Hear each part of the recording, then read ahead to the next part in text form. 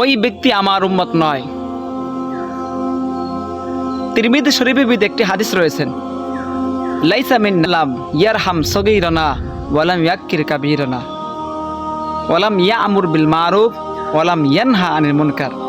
আল্লাহ রাসূল সাল্লাল্লাহু আলাইহি সাল্লাম বলেছেন, ওই ব্যক্তি আমার উম্মত নয়, ওই ব্যক্তি আমার দলভুক্ত নয়, যে ব্যক্তি ছোটকে স্নেহ করে না এবং বড়দের সম্মান করে না।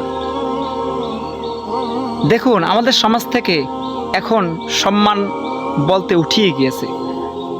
আমরা বড়রা যারা আছি ছোটদেরকে দেখতে পারি না, এবং ছোটরা যারা আছি বড়দেরকে দেখতে পারি না। অতএব সেই সমাজ থেকে আমাদের বের হতে হবে।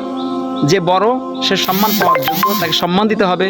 যে ছোট সে স্নেহ পাওয়ার যোগ্য, তাকে কি করতে হবে? স্নেহ করতে হবে। দ্বিতীয় নাম্বার, আল্লাহ রাসূল সাল্লাল্লাহু আলাইহি সাল্লাম বলেছেন, ওয়ালাম ইয়ামুর বিল মারুফ ওয়ালাম